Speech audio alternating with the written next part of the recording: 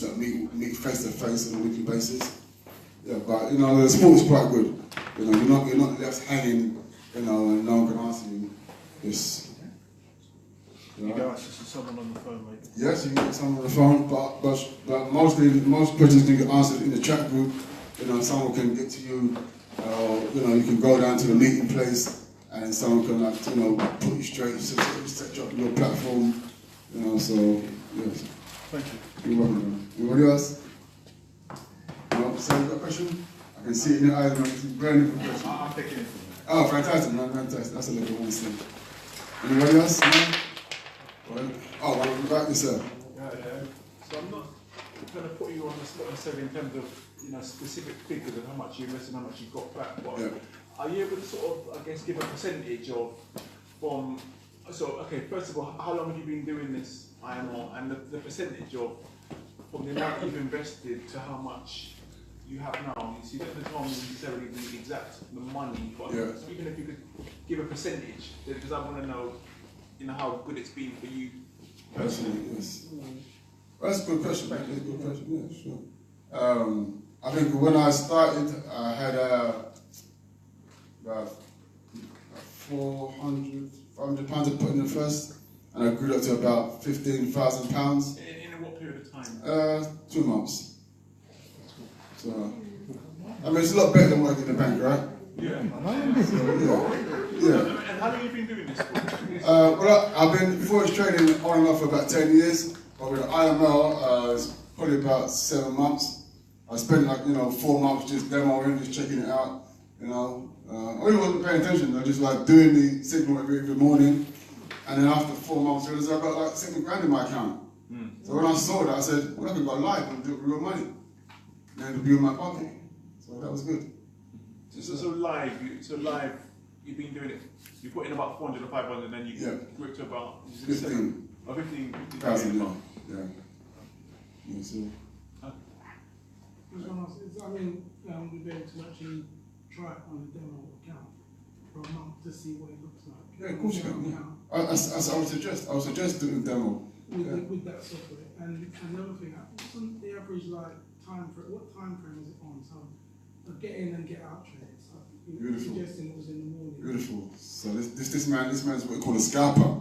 You see, he's a brother that's gonna go in there now and just like, you know, we gotta know that these markets, right, are our enemy, right? Just look like they're enemy. You're gonna go in there with a military mindset. You're gonna go in there, get your money and get out. You know, because they're trying to get you in there to take your money from you. You know, my daughter does it. You know, she says, "Oh, Dad, it's a game. I get in there, get the money, I get out." And she hasn't got no hang up about losing money or trade not going her way. She's happy every day, you know, trading. You know, because she knows that, you know, in time she's going to pick it up and like, you know, really run with it. You know, she on a demo account for about 2 months. She started with like $200 in there, and she tripled her money. And I said, look, if you want you like double your money, I'll give you money to go live. And within a space of 2 months, she tripled it. She said, Dad. I said, okay. And so then I gave her the live money. Now she's like, you know, making money for herself, you know, £50 a day. You know, for like a 13-year-old, 14-year-old, that's pretty good money. I can't even give her pocket money like much that. You understand? So it takes pressure off you, you know. You just think about it. It takes pressure off you. You want to like, you know, start to buy your trainers, £200 trainers. Yeah. Yeah. So that's my time's up. Thank you very much. Colin. Thank you very much, Colin. I appreciate that. We just had Colin talking about trading, primarily Forex, but also cryptocurrencies. Now we're going to have a young man by the name of Daryl Harper, who's going to be talking to you about improving your life in terms of financial freedom and financial management. So, Daryl, would you like to come forward? You can give a hand.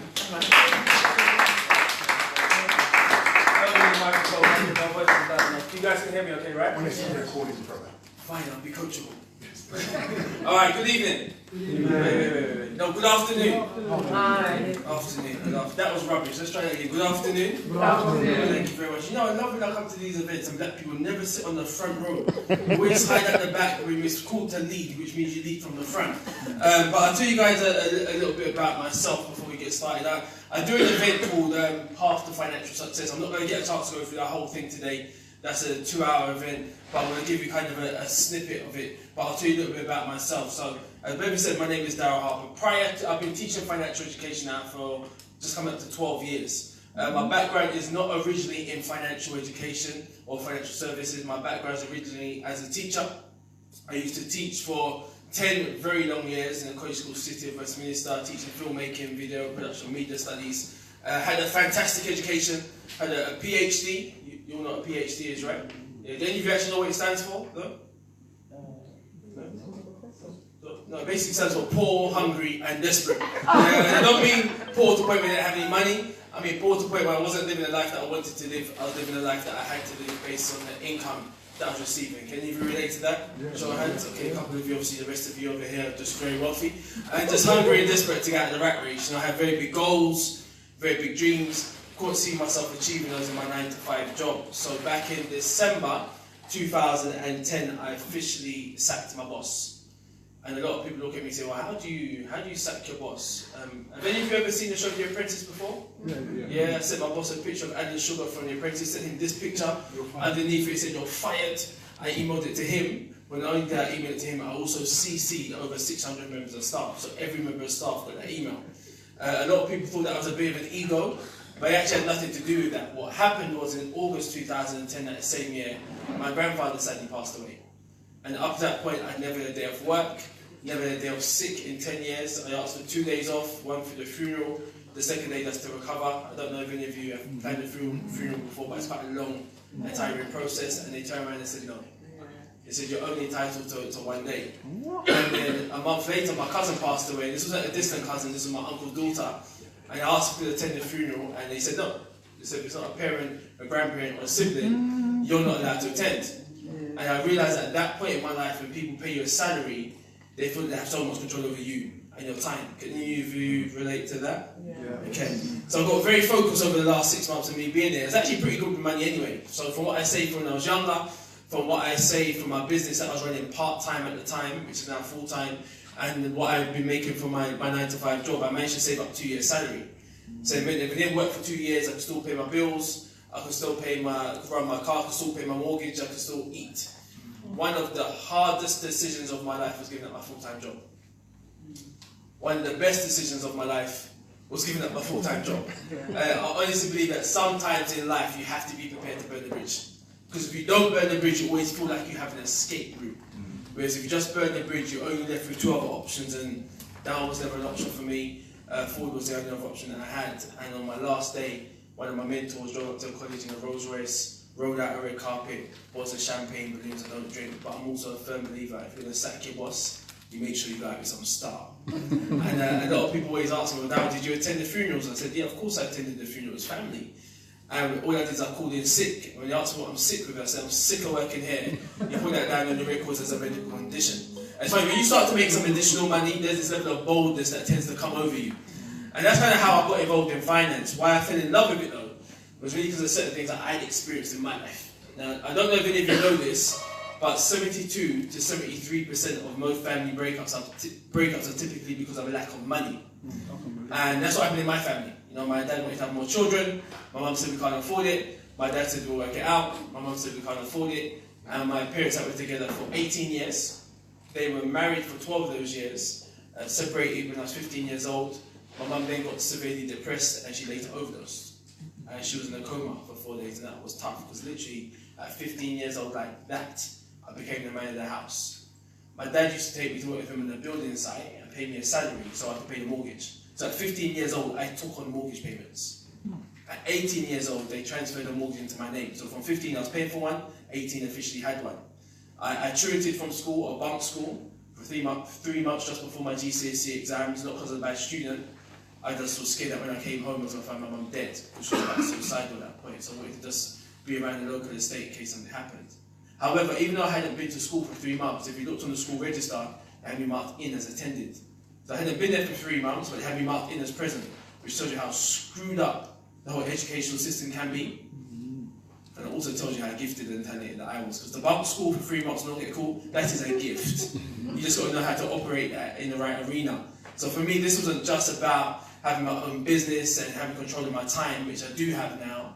It was about taking the same information that I wish my family had been exposed to, my parents had been exposed to, and hopefully having that filter for another family's life for generations to come. Does that make sense? But why? Kind of give you a bit more of a context. I'm originally from Hackney. Did any of you all heard of Hackney, right? Of course. Yeah? Some say, no, I don't know. Sometimes people in Luton don't travel out of Luton, you know? It's true. See, she's like, yeah, see, right? But Hackney, when I grew up in Hackney, Hackney never used to be called Hackney. Did any of you remember what Hackney used to be called? Stop Newington? No. It used to be called Crackney. Oh, man. Yeah, because there's so much drugs in the area, they called it Crackney. Now, I lived about a 5-minute walk and a 2-minute drive from a place called, this lady said, Murder Mart. I don't know if any of you heard of Murder Mart. It's like this one stretch of road in Hackney in Clapton, where every single week someone was murdered on that one stretch of road. At the age of 10 years old, someone approached me, asked me to hold and sell drugs for them at the age of 10 years old, which I never did. But the reason why I share that with you, because I want you to understand, just because you're born on the wrong side of the tracks, it doesn't mean you need to stay there. You can cross over. But the moment you cross over, you have a responsibility to go back and help as many people as you can get out. Does that make sense? Yeah? So I'm excited for you guys today, because you're going to hear so much information. But if you do nothing with it, it's useless. So it's about what you do with the information that you hear from all the speakers today. Yeah? So I typically do talk about the financial freedom quadrant, and I talk about debt freedom, the basics of saving, protecting your family, retirement planning, and there's another little bonus one I talk about is ways to earn money. What I want you all to do, can you all do me a favour? Can all of you pull out your mobile phones for me? So all of you pull out your mobile phone? Yeah, take out your mobile phone. Yeah, I'm going to need you to follow my instruction real quick, because this is going to help me do the next section. Alright. So some of you had quite a long week. Yeah, quite a tiring week. Yeah, can we all agree that's not my fault? So can you smile? That'll make me feel better. Because some of you look like you're hungry, or like someone stole the money from your account. Like, just smile, make me feel good. Alright, so I don't need the mobile phone yet, but just keep it to the side. Right? So before I go through anything, I always like to start at this place here first, because today you can talk about making more money. You're going to hear so many speakers talk about, oh, you can make more money doing this and doing that, and all those type of things, which is great. But ultimately, if you have no goal for the money, then what's the point? Yeah, because all money is an amplifier. Good people with money will do good things with it. Bad people with money will just do bad things on a bigger scale. So it's about what are you going to do with the money. And actually, just because you have more money doesn't mean you have a better mentality. Because you can make more money with the same mentality, you'll be broke in no time. So it's about what is the goal for the money. So for some of you, it's about going on holiday. You love traveling, you love going abroad, you love getting out of this country. Show of hands, how many of you love holidays? Okay. So can I just say this? For those of you that put up your hand, can I encourage you that when you take a holiday just because you want to take a holiday. Not because you're trying to escape from the life that you currently live. But a lot of people do say, oh, I need to get away. But what you got away from when you come back, it's still here. So let's take a holiday because you want to take a holiday, not because you're trying to escape from something. For some of you, it's about financial freedom. And that means something different to everybody. Let's do a quick sweep of the room. What does financial freedom mean to someone in this front row? Just because, come on. Meaning that I've got to worry about money, I've got income coming in, a regular income. Don't have to worry about money, got regular income, lady here. Opportunities to do what I want to do and not be restricted by finances. Opportunity to do what you want to do, not being restricted by finances, gentlemen here. All of the above, and also I provide for my son. So copy everyone and provide for your son. Okay, lady in the yellow, mustard. The freedom to do what I want to do and not be held to account to anything. So freedom to do what you want to do, gentlemen in the glasses. Retirement plans, just being able to do what I want when I want. Okay. Really? Someone on the back, anyone? The choices. Choices, cool. Someone at the back here on the stools, you thought you was going to get out of it. Just because you're smiling and you're looking at me now. Millions of pounds, what's been echoed, the freedom to do what I want to do when I want to do it. Okay, cool. So you can see it means something different to everyone. To me, it simply means having a large sum of money, saved and invested, where I can live off the interest for the rest of my life. That freedom of choice to do what I want, when I want, with who I want, and however I want to do that. Does that sound alright? Yeah, I'm starting to see some Colgate and Aquafresh smiles coming out now. So for some of you, it's about getting on the property ladder. You just want to get a deposit for a home, or you've already got a mortgage, but you just want to be able to pay that off a lot sooner. For some of you, it's this thing here, it's about time. You want to be that parent that when your children get home from school, you are there. When they go to bed at night, you are there. You get to invest time in the ones you love the most. Because the biggest challenge for most people is you're doing everything you can to provide for your family, but they don't see you. They don't see you. And they don't know you. So it's about time with the ones you love the most. For some of you, it's about being able to give back to good causes. For some of you, it's about getting a car. For some of you, just having more money in your bank account will just give you that security, that peace of mind. But a lot of people, the reality is, making more money is not about any of those things right now. What's happened is you've got yourself into a financial situation where actually making more money right now will just allow you to raise the debt that you've got yourself into. Would that be fair to say in some cases? Yeah. So I understand that, yes, you're going to hear about making more money, but what is the point of it? You know, what are you going to do with that money? Yeah.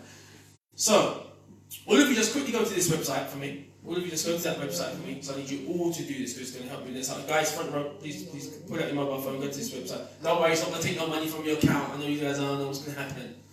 Alright? What's going to happen if I go there? Alright? So hopefully it will work. I stepped out of the room, so hopefully I've got access to the internet. If it don't work, then this is just a waste of time. If it does work, then it'll just look pretty cool. Alright, so when you've all done that, just wave your phone in the air just so I know we're all there. So darylharper.com/poll, P-O-L-L. This is like the slowest text you guys have ever written. Like, what's going to happen? Are we going to, okay, one hand in the air, 2, 3. There we go. We're getting there. We're getting there.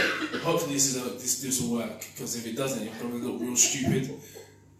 All right, and then you should see something on this page saying "click here." All right, click here. So, because there's a number of things that I can talk about over the next kind of 20 minutes, half an hour, but I want to make sure that I talk about something that is relevant to you based on where you're at right now. So you should see, once you clicked on click here, you should see something like this on the screen. Yes or no? Not quite, no. You've got a login screen. Welcome to Daryl Harper's presentation, name and things like that. I'll put your name in there if you need to put your name in there. Do that with me. Or you can just skip that if you want to. Oh, we can skip that. You can skip the part where it asks you for your name. You can skip the part. You can skip the part where it asks you for your name. You got that? You all got that? Yeah. Now, what I want you to do. It says retirement, waste to earn money. There you go. Right. So all I want you to do is vote for what you want to talk, what you want me to talk about. Right now. Right now, because I can't take 12 years and wrap it into half an hour. You do realise that, right? So I'm going to make sure I give you what you guys want, and I'll base it on what we get the most on. Right. Okay. So far we've got ways to earn money. I knew that was going to be the one for most people. Debt freedom, retirement planning, protecting your family, the basics of saving. Let's see what we got. Let's see what we got. You're looking at. He's looking all impressed. You're all flashy like that. Who's that? You're looking at it, right? That's cool. You said you was from Hackney, so I'm skeptical of you. See what I mean? See what I mean? With black people just skeptical. No, don't put it down to black people. Because I'm from Hackney. People. You was the one that said Hackney was crackney and there was. Oh, I said back in the day. Hackney's different now. No. Hackney's different now. Hackney's completely. You'd be lucky if you could buy a house in Hackney. I used to be down there, funny. Yeah. Rushmore Road in the square. I used to have a shop. Rushmore Road. Yes, right in the square. My family used to live right by there. Okay. So you buy the square? I was in the square. I had a shop in there for about 9 years. Which one? Fruit and veg shop, next to the chemist. You had the chemist, then you had the post office, then you had the cafe, then there was another shop that was there. That was me. I was the fruit and veg man. Okay, you know Hackney. That's cool. So you right by Redwood Road and Overbury Street. Yep, that's right. Okay. Alright, have you all done that? So we're just connecting. We're going back. We're technically family. Do you know what I mean? A brother from another mom. There you go. Alright, so I'm gonna go with that. We've got debt freedom, ways to earn money. Alright, cool. So most of you right now we voted, most of you want to talk about debt freedom. Well, I've got ways to earn money, me. No, but hey man, listen, I'm going by the voting on the screen. So right now, the most of you have gone for the biggest vote is debt freedom, then ways to earn money is second, protecting your family is third, retirement fourth, and then basic savings fifth. Alright, cool. So I want to talk about debt freedom. Yeah? I said I'm going to give you guys what you guys wanted, and the majority of you went with debt freedom, so let's go.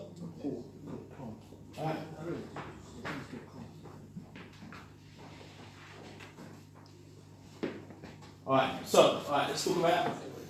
So please understand there's two different types of debt. You've got bad debt and you've also got smart debt. Yeah, I'm going to be talking about this from a bad debt perspective. Yeah. So if you've got right okay, wait, first of all, let me just say this. I can deliver this information in two ways. I can give you it nice, sweet and fluffy, or I can just give you some real talk. Straight, real talk. I feel like everyone agreed there. Do you want the sweet and fluffy or do you want the real talk? Real talk. Okay, cool. Right, so you don't know what you just agreed to, so I'm just going to give you some real talk, right? Right, so if you've got any complaints, send it to www.noonecares.com, yeah? So this is my first thing I'm going to say to you guys, just with some real talk. If you ever come to an event where you're about to learn something, don't show up without no notepad and pen. Don't show up without no notepad and pen or some sort of writing device. Because how do you expect to remember everything that you're going to hear today? I said, don't show up with a notepad and pen or a writing device. Yeah, so I said a writing device of some sort, whether it's an electronic device or notepad and pen, but don't show up without something to write on. Does that make sense? Yeah. Because you're only going to remember 10% of what you see, hear, or you read, so you may miss the one thing that you need to hit. Does that make sense? Are you clear? You guys said I could be myself, so I'm just giving you some real talk. Yeah? Right. So on your writing device, I'm gonna upset some of these people because you may never invite me back, but I'm just gonna give it to you real. Yeah, they asked you. Anybody got paper? So, on your writing device, whatever that may be, I want you to answer this question. Yeah? And be honest with yourself. On a scale of 0 to 10, how would you rate your current debt situation? 0 being you get nervous when you see letters coming through the post. You don't open it anymore. You got your head in the sand. And the fact that I'm asking you to talk about debt, you're like, and 10 being you are completely and utterly debt free, including student loan. Are we talking about good debt or bad debt? I'm talking about from bad debt. Yeah? Second question, how would you rate your desire to be children, your loved ones? Newspaper talking about how 8 million Britons had no savings and 8 million people had had one paycheck away from being homeless. Yes or no? Yeah. Yeah. Do you think it's got better or worse since then? Worse. Okay. So let's see how much you guys know. So we're going to do a very quick quiz. I want you to work in your rows. So you 3 work together. You 2, you 3, and then this whole row. And you guys at the back, you guys are not out of this because you're on the stool. So I need you to move closer to someone. We're going to do a very quick quiz. As of July, you're going to have 25 seconds to confirm. As of July 2019, borrowers would repay blanket day in interest. So people that are borrowed money in the UK, how much you pay back every single day in interest? A, 80 million, B, 139 million, or C, 200 million. You've got 25 seconds to confirm, starting from now. Is that collective the whole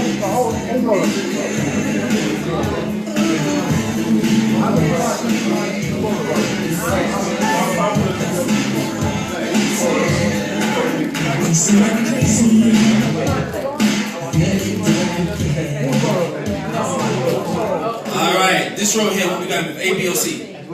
Going with C? C, back row. You guys still chatting? C. You got with C? It sounds like a Spanish class now. We'll go ahead.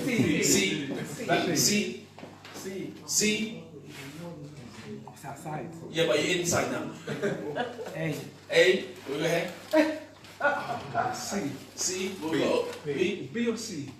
Let's say the double-minded man is unstable. Be quiet. I'm going to say C. Go with C. What we got back here? B. B. This side.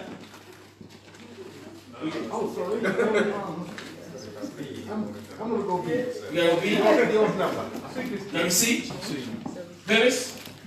C. C. Okay. The answer is B. Oh. 139 million. I mean, some of you are like, yes. That's nothing to be excited about. You know, you guys are like, yes. We put that into context. As of January 2019, UK had 1.629 trillion pound for debt.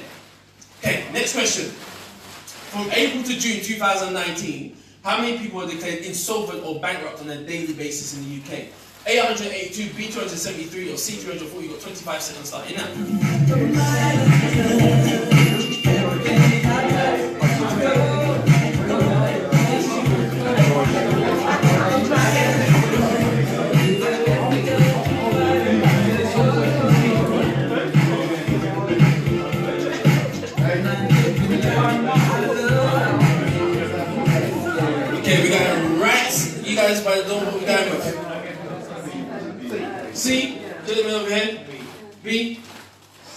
C. Fruit and veg. So what's your name, sir? A. A. C. Back row, sir. B. C. C. A. A. C. I don't feel like he's agreeing with you, you know. See, the problem with black people, sometimes we can't come together as one, there's only two. And I see, we need collaboration, we need oneness, we need unity. What we going with? Yeah, we see, okay, we'll go ahead. Hey, what's saying? I like that because you tried to push it to him. No. That's what he was saying. He was like, okay, fine. We go with 18. No. I like the fact that you took one for the teeth. Right? The answer is C. 340,000. You were wrong. Once again, let's put it. You hear that now? You were wrong. Yeah, no, we were wrong. We go with A. If it was right, then we got it right. Then you was wrong. You were wrong. So you have. Love it. That's exactly right. You got me. Yeah. So let's put this into context again. That's every 4 minutes and 14 seconds. Someone's declared insolvent or bankrupt on a daily basis in the UK. Okay, last question. It costs a parent an average of blank per day to raise a child from birth to the age of 18. A 22.92, B 28.16, C 32.17. Wait. We're talking about the average child in the UK, not your particular child. Okay? 25 seconds starting now.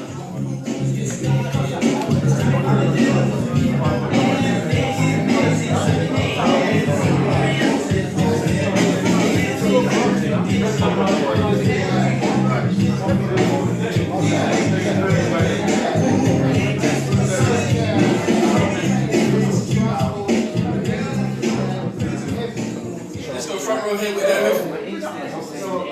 Can we see? You guys are acting like you're going to get a prize. See? Wait, so you guys were together before, now we're separated. The whole row there, we see. Alright, we got back. C. A. I'll see you right now. Okay, what we got? A. A.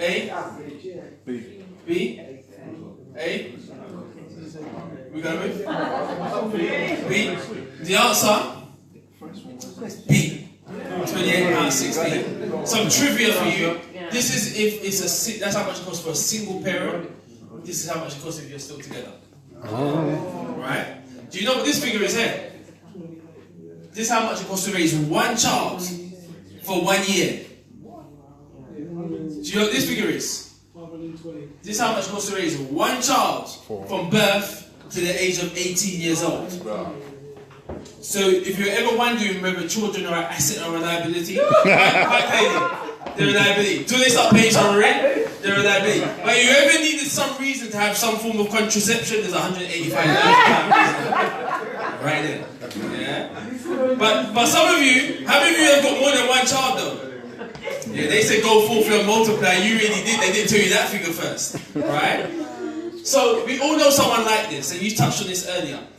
The typical UK household has less money than last year. How many of you feel like that now? That you're making the same income that you made last year, because everything's gone up in price, you feel like you got less? Yeah? How do you remember when bus fare used to be 10p? 2p. Yeah? Right, Bevis, leave it alone. Bevis said 2p, leave it alone. Leave it. Yeah? How do you remember we could get penny sweets for a penny? Yeah, when inflation hits penny sweets, you know we're in bad shape, right? Yeah, actually, how many of you remember we could go? And it's all about this thing here called shrewd marketing. And one of the greatest market employers of all time was taking this word debt and renaming it something positive and calling it credit. Because we all like to be in credit, right? Like to be in credit with your mobile phone, like to be in credit with certain bills. I mean, show of hands, how many of you know your credit score? Do you realise it's not your credit score you know? It's your debt score.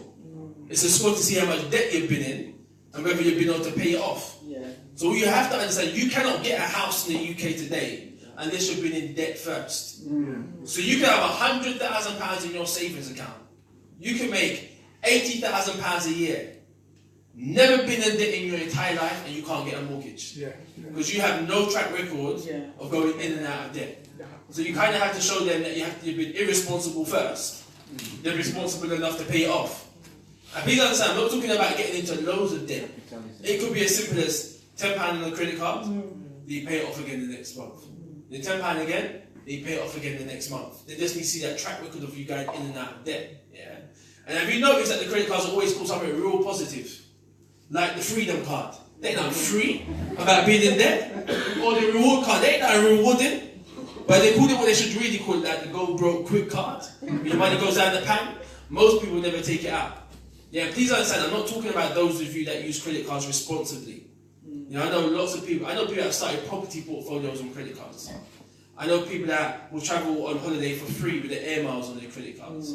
I know people that will buy things online with credit cards just because of the level of protection. I'm not talking about those people.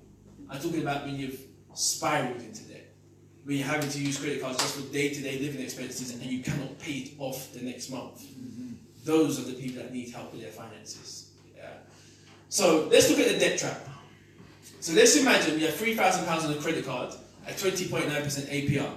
Every month you pay off the minimum of 2% or £5, whichever is greater. You don't make any new purchases, so you've only got the £3,000 to pay off. How long is it going to take for you to pay off this loan? A, 19 years, B, 90 years, or C, 130 years? Show of hands, nice and high, how many of you are going with A? Okay. How many of you are going with B? Okay. How many of you are going with C? And how many of you are not going to put up your hand no matter what I actually ask you? Okay. Let's try this again. How many of you are going with A?